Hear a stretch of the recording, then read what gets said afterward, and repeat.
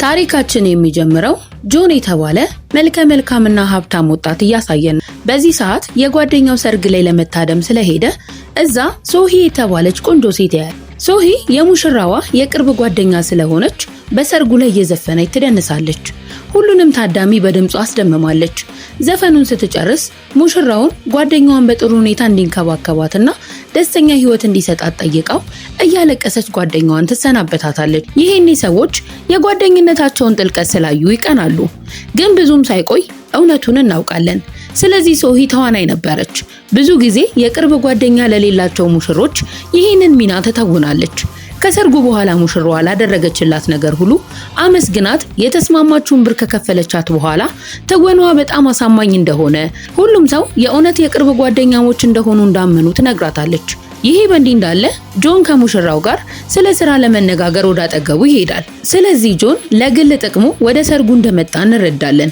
መሬት ለመግዛት ፈልጎ ነበር የመጣው።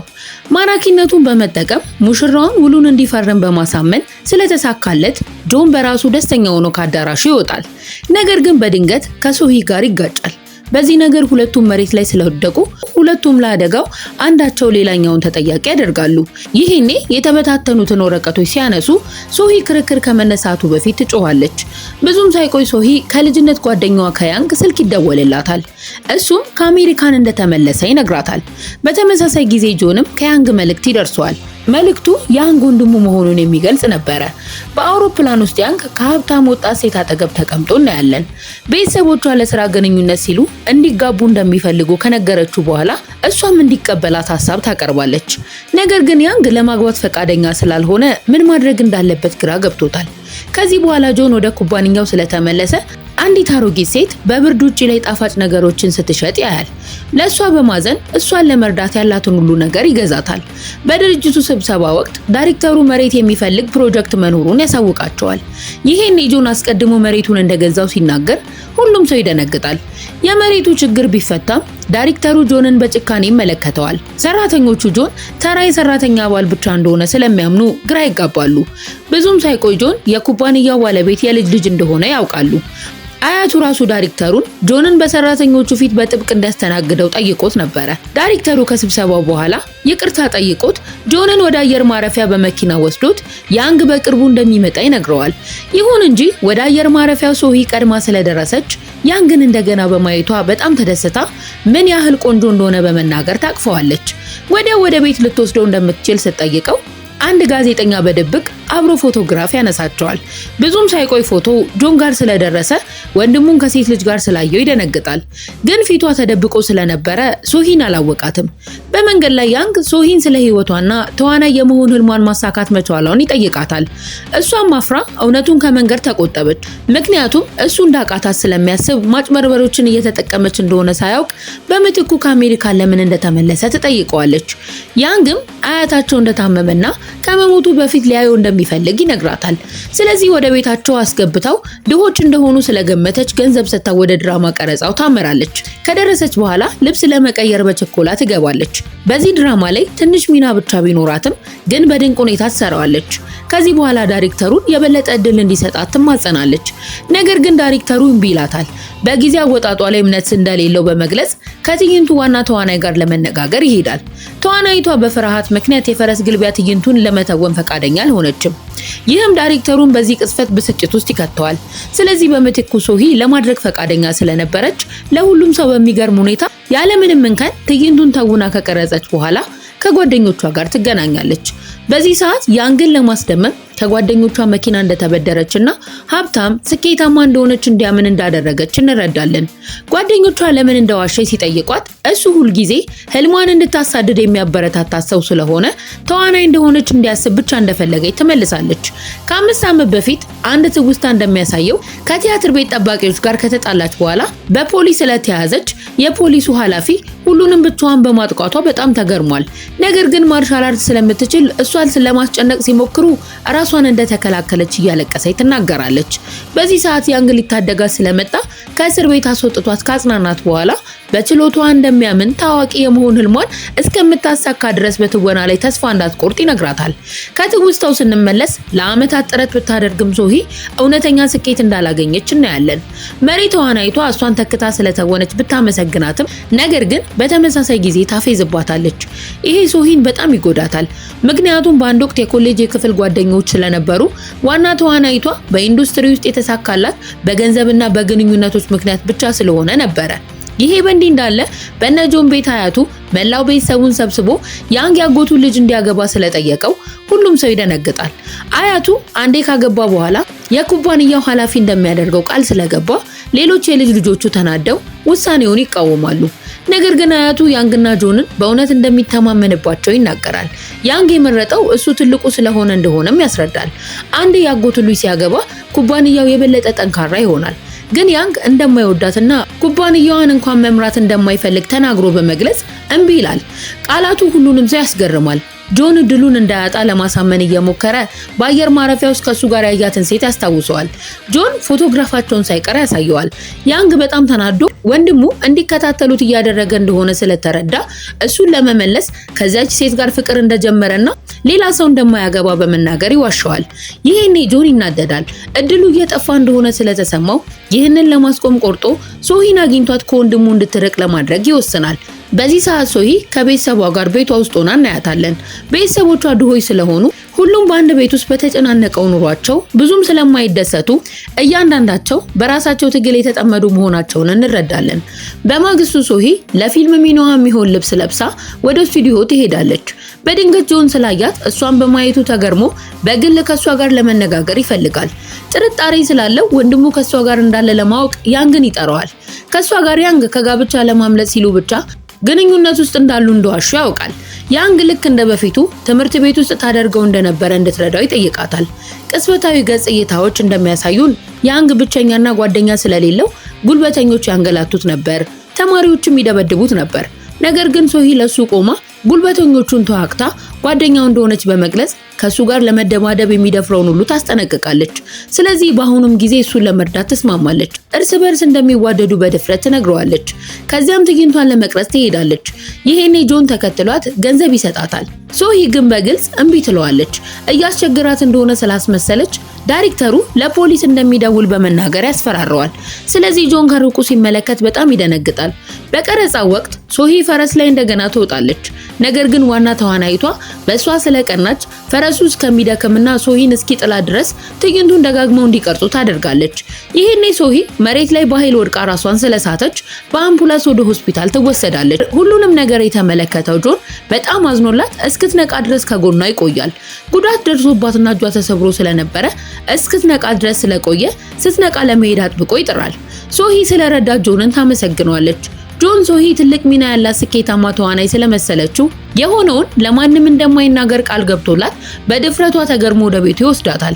ምንም እንኳን የወንድሙ ፍቅረኛ መሆኗን ብታምንም በማግስቱ ሶሂ ያንግን እንደገና ታገኘዋለች። ነገር ግን ፎቶግራፈሩን ሽብቅ እንደተከተላቸው ስላወቁ ያንግ ያባረረዋል። ሶሂ ሰውየውን መሬት ላይ ጥላው ካሜራውን መውሰድ ስለቻለች ያንግ ፎቶዎቹን ይሰርዛል። ሶሂ ደግሞ ግራ በመጋባት ቤተሰቡ ለምን እንደሚከታተሉ ትጠይቀዋለች። ያንግም እሷ አንዴ ካገኘቻቸው በኋላ እንደምትረዳቸው ይነግራታል። ይህ በእንዲህ እንዳለ ጆን የሶሂ ማንነት መመርመር ይጀምራል። ሶሂ ትንሽ ብትሆንም ማንኛውንም ሚና እንደምትተውን ያውቃል። ስለዚህ እሷና ያንግ ግንኙነታቸውን ለማስመሰል እያሴሩ እንደሆነ ደምድሟል። ስለዚህ ደውሎ ስብሰባ እንዲደረግ ይጠይቃል። ግን ያንግ በዚያው ምሽት ሶሂ ወደ ቤታቸው እንዲጋብዛት ትጠይቀዋለች። በድንጋጤ ያንግ አያቱን ከማግኘቷ በፊት ሊይዛት ቢሞክርም ግን ጊዜው አልፏል። ተስፋ ስለቆረጠ ያንግ ሶሂ የሴት ጓደኛው መስላ እንድትታይና እንዲያውም እንድታገባው ይጠይቃል። በምላሹም ብዙ ገንዘብ ይሰጣታል። በድንጋጤ ሶሂ የሚናገረውን ማመን አልቻለችም። በዚህን ጊዜ ጆን ስለመጣ ሁሉንም ነገር ይሰማል። ይሄኔ የልጅነት ጊዜያቸውን የሚያሰቃዩ ትዝታዎችን ያስታውሳል። በድብቅ አግብታ የወለደቻቸው እናታቸው ስለሞተች ከአያታቸው ጋር እንዲኖሩ ተገደዋል። አያታቸውን በጭካኔ ነበር ያሳደጋቸው። ጆን አንድ ቀን አያቱ ጥቅማቸውን እንዲያውቅ እንደሚያደርገው ስለማለ ያለ እንቅልፍ ያለ ማቋረጥ ያጠና ነበረ። ሁልጊዜም በክፍል ውስጥ አንደኛ ተማሪ ነበረ። ትምህርት ከጨረሰ በኋላ በኩባንያ ውስጥ ራሱን ለማረጋገጥ ጠንክሮ ሰርቷል።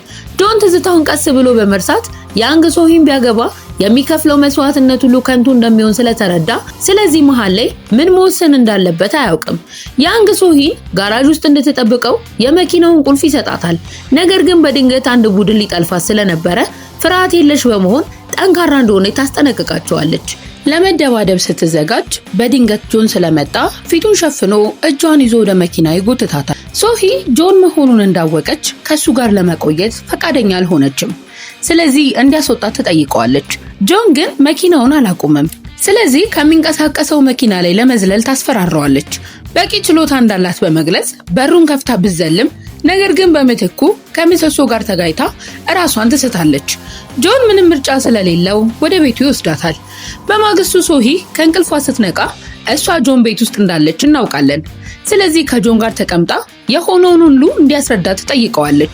ጆን ሙሉ እውነቱን ሊነግራት ስለወሰነ ቤተሰባቸው ሀብታም እንደሆነና አያታቸው ያንግ ያጎቱን ልጅ እንዲያገባ እንደሚፈልግ፣ ነገር ግን ያንግ እሷን ስለሚወዳት ፈቃደኛ እንዳልሆነ ሲነግራት ሶሂ በዚህ ነገር ትደነግጣለች። ብዙም ሳይቆይ ያንግ መጥቶ ሶሂን ይወስዳታል። ይሄኔ ኩባንያውን መቆጣጠር እንደማይፈልግ ከነገራት በኋላ ከጋብቻው ለመዳን እንድታገባው ይጠይቃታል። ሶሂ እውነቱን ከሷ በመደበቁ ተናዳ ጥላው ትሄዳለች። ከዚህ በኋላ ፊልም በምትሰራበት ወቅት ከፈረሱ ላይ ስለወደቀች ከስራዋ እንደተባረረች ታውቃለች። ስለዚህ ባላት ጊዜ ዘና ለማለት ከጓደኞቿ ጋር ትሄዳለች።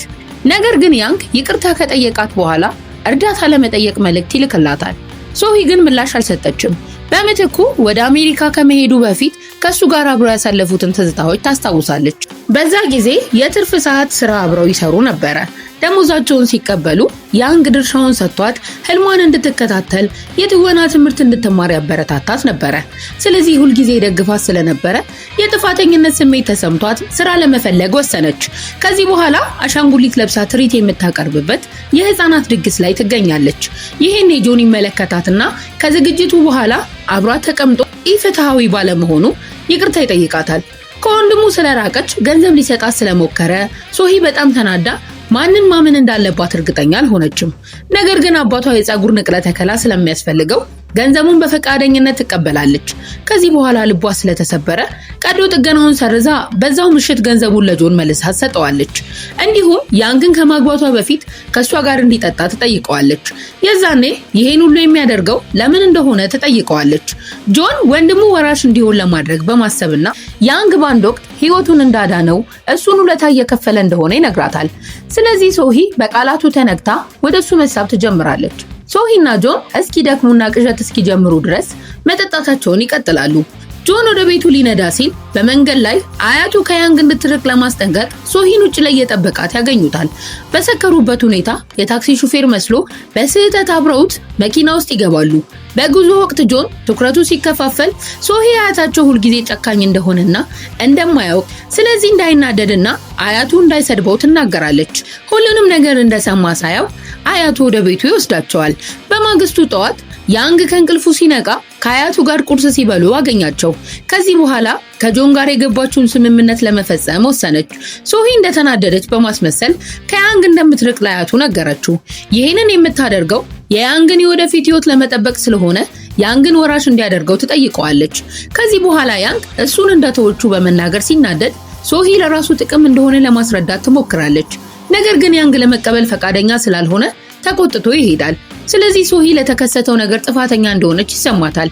ይሄ በእንዲህ እንዳለ ጆን የአየር መንገዱን ወሬ ለማስተካከል ያጎቱን ልጅ ያንግን እንድታገባ ለማሳመን የወንድ ጓደኛ ዳይሬክተር መሆኑን በመናገር ሶሂን እንደ ሽልማት ዋና የትወና ሚና እንድትቀበል ያደርጋታል። ሶሂ በጣም ተደስታ ከጓደኞቿ ጋር ይሄንን ታከብራለች። በመጨረሻ በትጋት ህልሟን እንዳሳካይ ታምናለች። በማግስቱ በፊልም ስራ ላይ ዳይሬክተሩን አግኝታው የተቻላትን ሁሉ እንደምታደርግ ቃል ትገባለች። ጆን ደግሞ ህልሟን ስትፈጽም በማየቱ በኩራት ይደሰታል። ሆኖም ሶሂ ሰራተኞቹ ሚናውን ያገኘችው በግንኙነቶች ብቻ እንደሆነ ሲናገሩ ስለሰማች ትደነግጣለች። ጆን እንዳዘጋጀው ስላወቀች ተናዳ ከፊልሙ ለመውጣት ትወስናለች። ጆን ሊያወራ ሲመጣ እንዲህ አይነቱን ትልቅ እድል ለመተው መወሰኗ አስገርሞት ብቻውን ተቀምጦ ከቤተሰቧ የተላኩ የደጋፊ መልእክቶችን ያነባል። ነገር ግን ምን እንደሚነግራቸው እርግጠኛ አልነበረም። ጆን ወደሷ ቀርቦ ለምን እንደወጣች ይጠይቃታል። ሶሂም በብዕር መታው በራሷ ጥረት ስኬታማ መሆን እንደምትፈልግ ተናግራ እያለቀሰች በሱ ላይ ለመበቀል ቃል ትገባለች። መጀመሪያ ላይ እሷ እየዋሸች መስሎ ነበረ። ነገር ግን በድንገት ሶሂ ከያንግ ጋር በይፋ እጮኛ አድርጋ ታስተዋውቀዋለች። ቤተሰቡ እሱን በማየታቸው በጣም ቢደነግጡ እውነቱን እየተናገረች እንደነበረ በፍጥነት ስለገባቸው ስለዚህ ትታቸው ከያንግ ጋር ይቀመጣሉ። ያንግ ስለ ውሳኔው እርግጠኛ መሆን አለመሆኗን ስለጠየቃት ሶሂ እሷ ልትረዳው እንደምትፈልግ ትነግረዋለች። ይሄ በእንዲህ እንዳለ ጆን ባለፈው ጊዜ በሶሂ ላይ ባደረገው ነገር የጥፋተኝነት ስሜት ተሰምቶት ይቅርታ ለመጠየቅ ወደ ቤቷ በተደጋጋሚ ይሄዳል። ከሷ ጋር ለመነጋገር ከቤት ውጪ እየጠበቃት እያለ የእህቷ ባል ስላየው እንደ ጓደኛው አድርጎ ቆጥሮት ወደ ውስጥ ያስገባዋል።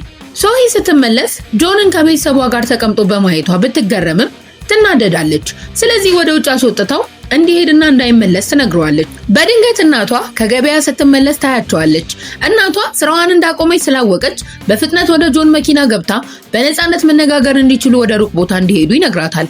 ሶሂ በጣም ስለተናደደች ጆን እሷን ለመጉዳት ወደዚያ እንዳመጣት በመጠርጠር ራሷን ለመከላከል ትሞክራለች። ስለዚህ ሞኝ እንደሆነች እንዳያስብ እሷን ለማስወገድ ጸጥ ወዳለ ቦታ እንዲወስዳት እንደማትፈቅድ ስትናገር ጆን ለፕሮጀክቱ የገዛው መሬት ይሄ እንደሆነ ከነገራት በኋላ ያንግን ለማግባት ከተስማማች አያቱ ፈጽሞ እንደማይፈቅድላቸውና የያንግ ህልም እንደሚበላሽ ይነግራታል። ጆን መሬት ላይ ተንበርክኮ ላደረገው ነገር ይቅርታ ስለጠየቃት ይህም ነገሮችን አስቸጋሪ እንደሚያደርጋቸው በማሰብ ሶሂ የሳቀች እንዳይጨነቅ ደህና እንደሆነ ተናግራ ትሄዳለች። ጆን ግን ለመከተል ይሞክራል። ነገር ግን በድንገት የሰርጉ ሙሽራ ስለመጣ ሁለቱ ሰዎች ለማክበር መጥተው ሶሂን ሲያዩ ይደነግጣሉ። የሙሽራዋ ጓደኛ እንደሆነ ስለሚያስብ ወደ ቤታቸው እንድትመጣ አጥብቀው ይጠይቋታል። ስለዚህ እሷና ጆን በፈቃደኝነት ተስማምተው አብረው ምሳ ይበላሉ። በቀልድ እርስ በርስ በምግብ እየተጣሉ ምሳ ከበሉ በኋላ ጆን ለሙሽራዋ ሶሂ በእርግጥ ጓደኛዋ እንዳልሆነችና ለገንዘብ ብቻ እንደሰራች ይረዳል። በሰማው ነገር በመገረም ጆን ይህንን በሷ ላይ ለመጠቀም ስለወሰነ ሊያጋልጣት እንደሚችል በመናገር ያስፈራራታል። ልክ በዚህ ሰዓት የመንደሩ ነዋሪዎች ስለመጡ ማህበረሰቡን የሚጠቅም ፕሮጀክት ለማጠናቀቅ ጆን ቃል በመግባቱ ይናደዳሉ። ጆን ውጥረት የተሞላበትና እርግጠኛ ያልሆነ ነገር ለማድረግ ሚስጥሯን ለመጠበቅ በምላሹ እንድትረዳው ስለወሰነ ሶሂ የተወና ክህሎቷን በመጠቀም ፕሮጀክቱ እንደታቀደው እንደሚቀጥል የመንደሩን ነዋሪዎች አሳምና ጆን በአደጋ ምክንያት እንደዘገየ አስረድታ ትወናዋን ትሰራለች። የመንደሩ ነዋሪዎች እሷን ስላመኗት በመዝፈንና በመደነስ ታዝናናቸዋለች። ጆን ለዚህ ነገር ያመሰግናታል። ስራውን በግንኙነት በኩል ስላዘጋጀው ይቅርታ ይጠይቃታል። ሶሂም ይቅር ብላው እንዳልተናደደች ትነግረዋለች። ስለዚህ ቅርበታቸው ይሻሻላል። ይሄ በእንዲህ እንዳለ ያንግ ሀብታም የሆነችውን ያጎቱን ልጅ አግኝቶ ጆንን እንደምትወደው እንደሚያውቅ ስለ ስሜቷ እውነቱን እንድትናገር ይጠይቃታል። ይሄኔ አንድ ጋዜጠኛ እነሱን ፎቶግራፍ ያነሳቸዋል። በማግስቱ ሶሂ ከቤተሰቧ ጋር ተቀምጣ ያንግን ለማግባት መወሰኗን ትናገራለች። በዚህ ነገር ቀደም ሲል የጋብቻ ሀሳቡን ውድቅ አድርጋ ስለነበረ ሁሉም ሰው ሐሳቧን በፍጥነት ስለለወጠች በጣም ይገረማሉ። ከዚያም ያንግን በድብቅ ውል እንዲፈርምላት ትጠይቀዋለች። ሁሉንም ቅድመ ሁኔታዎች ትጽፋለች። በመጀመሪያ ከተፋቱ ምክንያቱ ስሟን ለመጠበቅ ትታው ስለሄደች መሆን አለበት። ሁለተኛው እርስ በርስ እንደ እህትና ወንድም መሆን አለባቸው። እንዲቀርባት ወይም እጇን እንዲይዛት አይፈቀድለትም። ያንግ በውሉ ይስቃል። ነገር ግን በሁሉም ተስማምቶ ውሉን ይፈርማል። ስለዚህ የሰርግ ቀለበቶችን ለመግዛት አብረው ይሄዳሉ። ከዚያም ወደ ቡቲክ ይገባሉ። ስለዚህ የትኛውን ቀሚስ መምረጥ እንዳለባት እርግጠኛ ባትሆንም ነገር ግን ያንግ ሁለቱንም ቀሚስ እንዲሁም የምትፈልገውን ማንኛውንም ነገር ይገዛላታል። ማታ ላይ ያንግ ከአያቱና ከቀሪው የቤተሰቡ አባላት ጋር ለማስተዋወቅ ወደ ቤት ይወስዳታል። ምግብ እያጎረሳት ስለዚህ ለሷ ትኩረት እንደሚሰጥ ያስመስላል። አያቱ በመምጣቷ ቅር ተሰኝቶ ብቻዋን ሊያናግራት ስለፈለገ ያንግ ተጨንቆ አብሯት መሄድ ይፈልጋል። ግን ሶሂ ታረጋጋዋለች። በቢሮ ውስጥ አያቱ መጀመሪያ ላይ ለመለያየት ከተስማማች በኋላ ለምን ሐሳቧን እንደቀየረች ይጠይቃታል።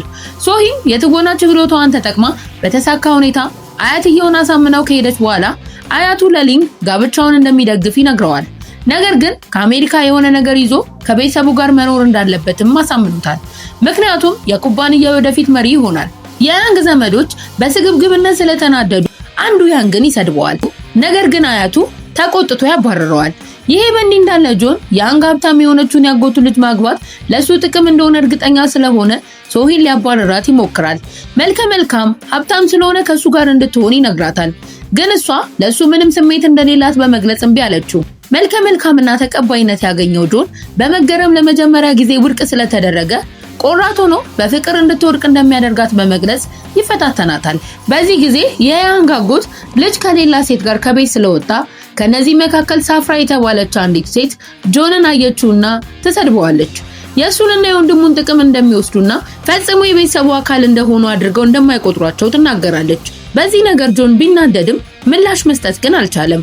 ሶሂ ግን እጆቿን ይዛ ሳፍራን እንደገና ወደሱ ብትመጣ እንደምትጸጸት በመንገር ታስጠነቅቃታለች። ጆን ሶሂ ባደረገችው ነገር ተሰምቶት ማድነቅ ይጀምራል። በማግስቱ ሶሂ አሁንም በተከሰተው ነገር ትበሳጫለች። በቀጣይስ ምን ሆነ፣ ምን ተፈጠረ ለሚለው መልስ ቻናሉን ሰብስክራይብ በማድረግና የደወል ምልክቷን በማብራት ቤተሰቡን ተቀላቀሉ።